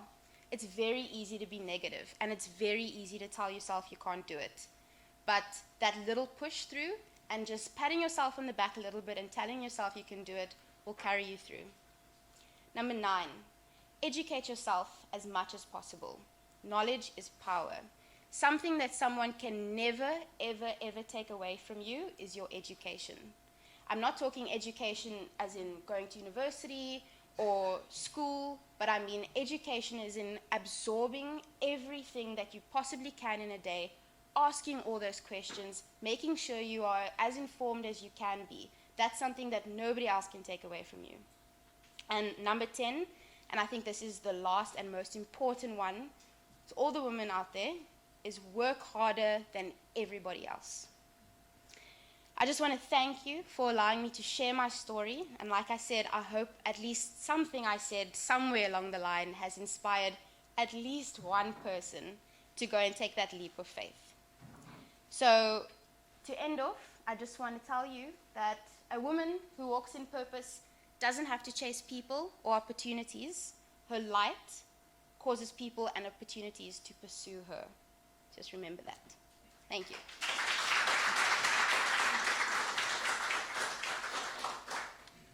Thank you.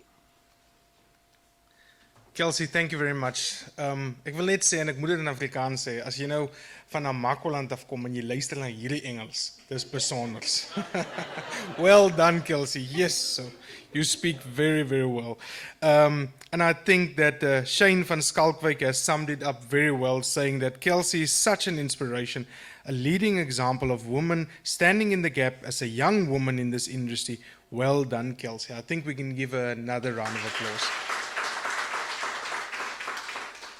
Leon Hartman also said, very good work, ladies, and that is referring to Wendy, Denise, and Kelsey. People like you make me very proud to be a South African. Respect to you. Baie dankie, Leon. But Leon, we now have a gentleman that's going to show you what he will do.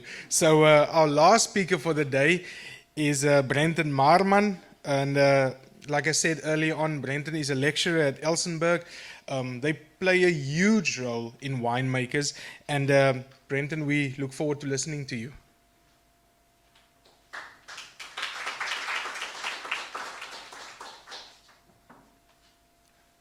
Thank you, Brighton. Good afternoon, ladies and gentlemen. Goeiemiddag, dames en here. Ek net so die Afrikaans net weer so 'n bietjie inkry na die pragtige Engels van Kelsey. Dit is 'n voorreg om vanmiddag hierdie voorlegging met julle te deel wat ons doen in terme van opleiding. En ek is dankbaar om daarom ten minste 'n doring tussen al hierdie pragtige rose vandag te wees. So, before I start my presentation, I would just like to ask a question. Have you ever thought about what brings people together? And some intellectuals say it is sport, it can be the arts, but one of my colleagues there at the back just said it, wine. Yes, of course, wine and food. And that was actually what happened yesterday with me as well. A friend and I, we were out at a wine bar in Stellenbosch, and as we were outside, we were sitting outside of the wine bar, and on top of the wine bar is a block of flats. And we're sitting here at the entrance of the flats, and as we are chatting away, one of the famous Afrikaans musicians comes out of this flats. And he greets us, and we greet him because we have eye contact now. He's walking actually towards us, but not towards us. And then as he stands there, I don't know what he was standing, but he looked a little bit as if he didn't know where he was going to.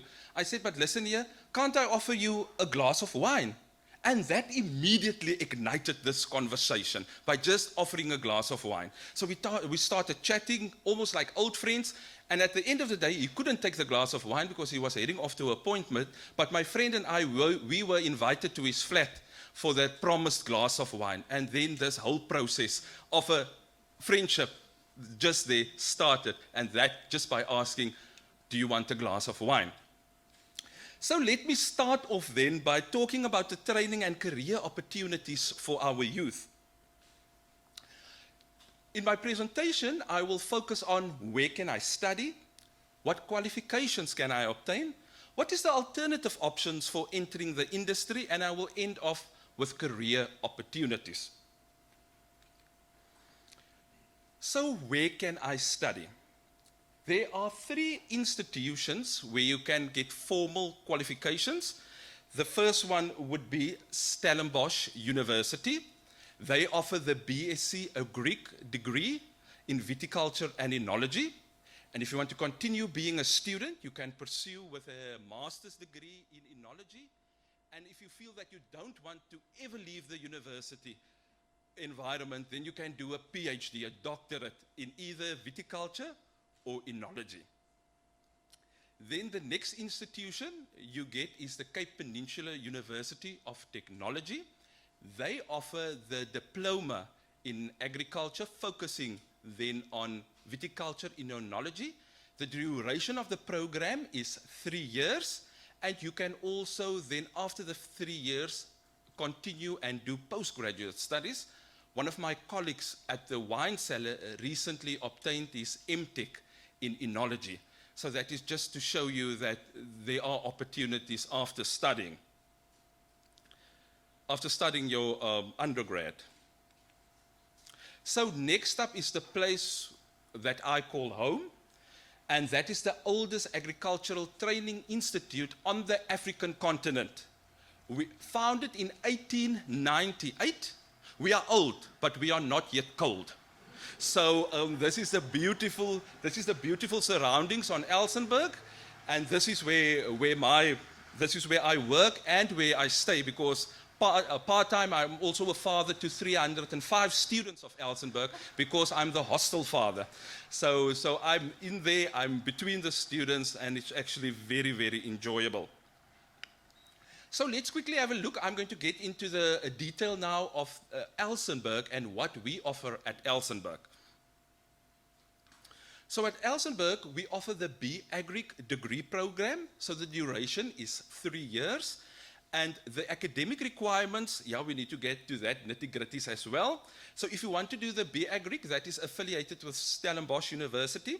So you at least need an aggregate of 55%. You must either be Afrikaans or English. It can be home language or first additional language. You need to have mathematics or mathematical literacy. And then you need physical science or life science or agricultural science and any other 4 accredited subjects excluding your life orientation. So what are the study fields then when I'm doing my BA Greek? The first, at the wine cellar, you can obtain then the BA Greek in cellar technology. That is our winemaking degree. So for the first year, you have a very general education in terms of the BA Greek degree. In your second year, you start off with your production subjects. So that is now your viticulture and your enology.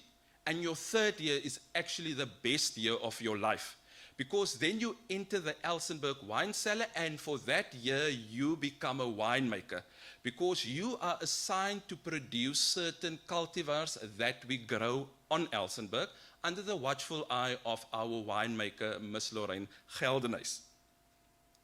So during that year, you get exposed to various networking opportunities within the industry.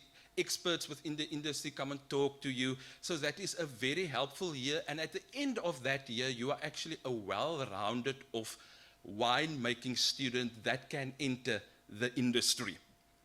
The other study field that you can also do is wine grapes, because you cannot make wine if there are no grapes. So you need that grape, so you can do the wine grapes. Or if you don't like wine grapes and you only like eating grapes, then you can go into the table grape industry as well. That is for the BA Greek. Then we also offer our diploma program. So our diploma program, the duration there is also 3 years, but the academic requirements is a little bit lower. So if you didn't do that well in matric, but you still want to study, this is the alternative. So there you need an aggregate of at least 40%. You need your Afrikaans or your English as a home language or first additional language. You need your maths, because we make a lot of sums on Elsenburg. Even if it doesn't add up sometimes, we do make sums. So sums are important. We do mathematical literacy. You need to have your physical science or life science or agricultural science, plus any other subject excluding life orientation that must be on a code 3.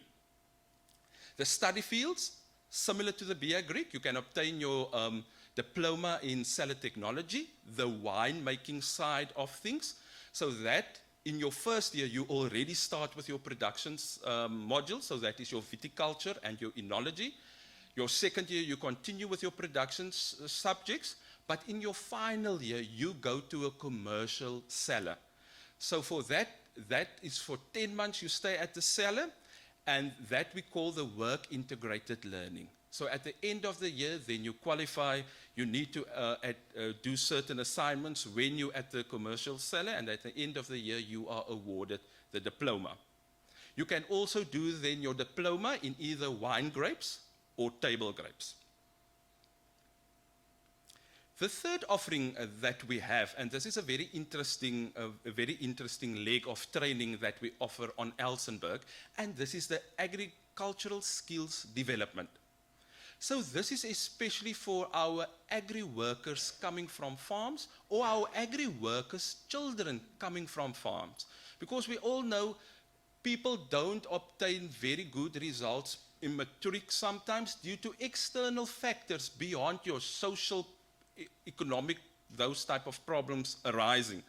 So this leg of our training offers the opportunity for learners in possession of different levels of practical experience in farming operations with a numeracy or literacy and communication competencies on an NQF level 1 to enter into a program like this. So you don't need matric to enter. If you have this, then you can enter. But if you have matric, you can also enter. We also look out for youth, because we want to empower our youth. We have a look at women. We also have a look at previously disadvantaged individuals. And then the only requirement is that you have access to land, or that when you enter for this program, you must have a farm where you can do your practicals. Because this program is structured for 1 month you're on Elsenburg, and then the next month you're on your farm doing a practical, and that continues for the 10 months.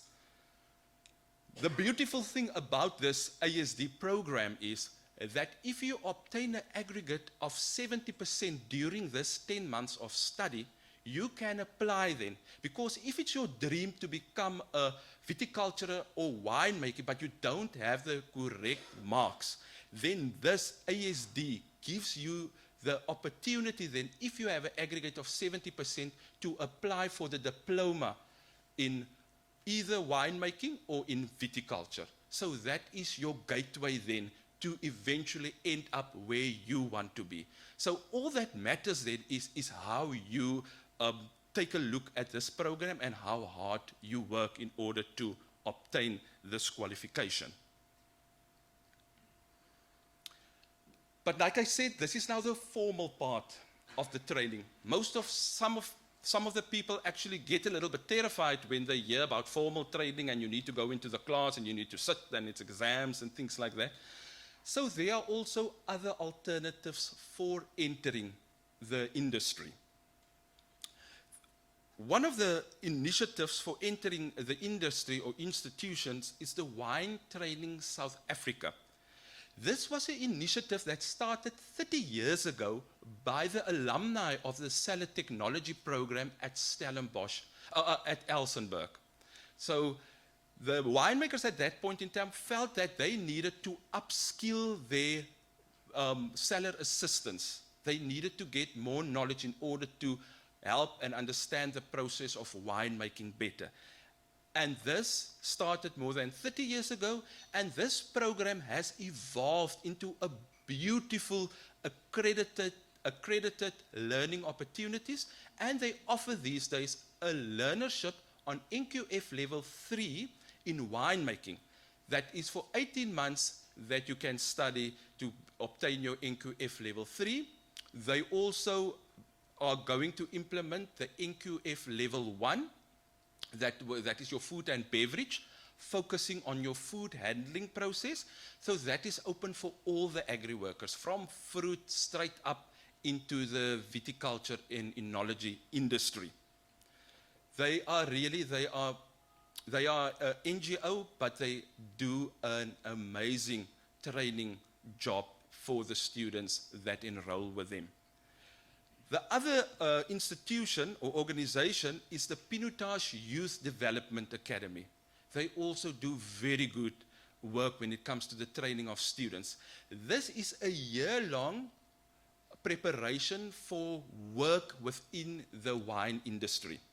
So what they do is they offer two types of training programs. The first one is then your wine and tourism, and your second one is then the fruit sector. So you can choose to which end you want to be, and that is for the year. I'm very proud to be associated with both these organizations, where I sometimes act as guest lecturer for them.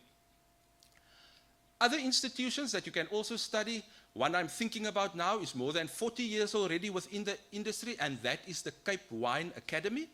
So they offer a wide variety of wine courses, from introduction, if you don't know anything about wine and you want to know what is a cultivar, what is a red wine, what is a white wine, and they go straight up to the highly sought after Cape Wine Masters qualification that you can obtain from them. The other one is the WSET, the Wine and Spirits Education Trust. That is an international recognized training institute, and they focus on wines, they focus on spirits, they also focus on sake. The Chinese, I don't know how they ended up in there, but they also focus on them as well with their rice wine. And they also have 4 levels that you can do. You can start off with a basic level, your level 1. Then you can progress. So your level 1 starts off with 6 hours. Your level 2 continues. You can continue with your level 2, and that is 28 hours. Your level 3 is 84 hours. And if you get to your level 4, it's 500 hours. Can you imagine that? Studying 500 hours in order to obtain that qualification. And if you're done with that level 4, then you can enter then the program of Wine Masters. And then you know you have arrived in the industry when you obtain that qualification. So let's have a chat and see what careers or opportunities there are. I know Kelsey also touched on them, and I'm just also briefly going to touch on them. So for opportunities, viticulturists, so you can go into the wine grapes, you can go into table grapes, whatever you want to do at that point in time. Winemaker you can become, basically a traveling winemaker, so you can start off in South Africa with a harvest, then you can go to New Zealand, Australia. After that, you can go to the Americas and do your harvest there. So for the whole year, you can harvest in different parts of the world.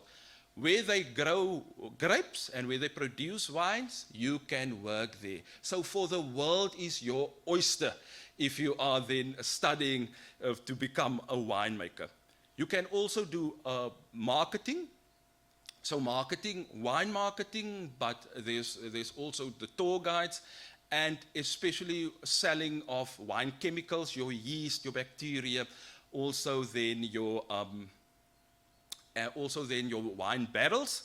And then the other thing that you can also do is you can become a distiller. So you can distill brandy, whiskey, gin, whatever the crave of the day is, you can study that. And last but not the least, you can stay in the academics like I do, and you can come and talk to people on days like this.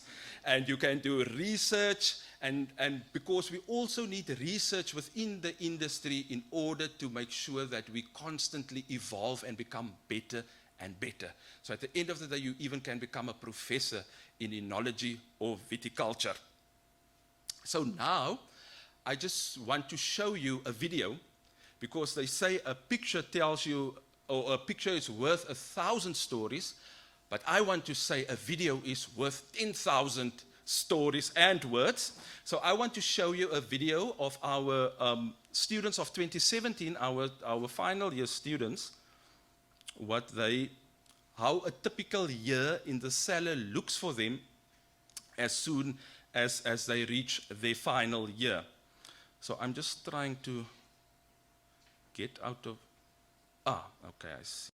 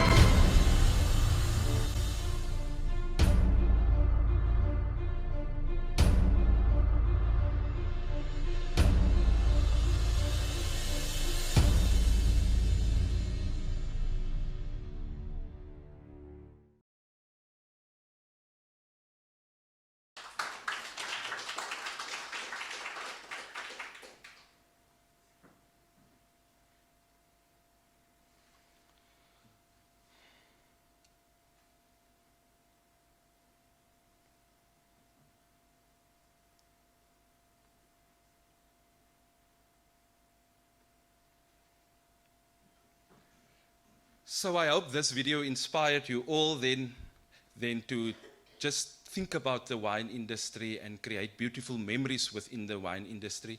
And it is important then to realize by the only way to change your circumstances is by being educated.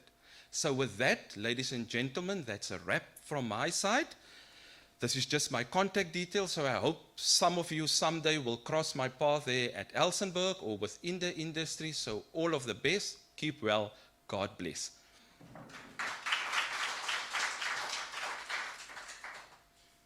Brenton, thank you very, very much. I must say, I've been so inspired today here, starting with Denise, and then Wendy, and then Kelsey, and then Brenton. Dit wil net nie ophou nie. Julle is so inspirasie vir ons hier vandag. And I'm sure to the online viewers as well. A message just came in from Leon Hartman again saying, Elsenburg is one beautiful place, and I can see that you are very passionate about your work, the students and the industry. A big thank you to you and the 3 beautiful ladies for the work that you are doing. Is dit nie mooi nie? Dankie Leon.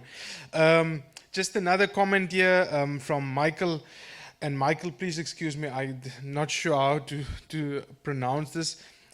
Gagabas, or something. As a wine importer based in the EU, I can confirm that there is a strong shift towards ethnical brands. The EU consumers are curious about working conditions, wages, and the general well-being of the vineyard and the cellar workers. The Thokozani Diemersfontein brands solves a problem of uncertainty.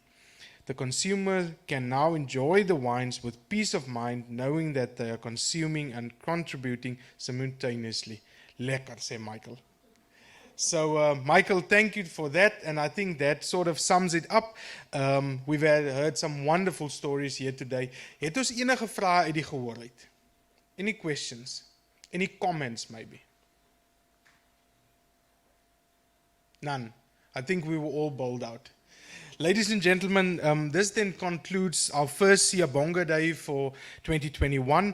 The live broadcast of this day will be available at siyabongadays.co.za, www.siyabongadays.co.za. So the live broadcast and the booklet will be available there. Thank you to our partners, Agri-Expo, first of all, for giving us this opportunity to do this. The Western Cape Department of Agriculture, and then lastly, but not least, Food from Zanzi. Baie dankie dames en here, kom ons geniet 'n lekker middagete.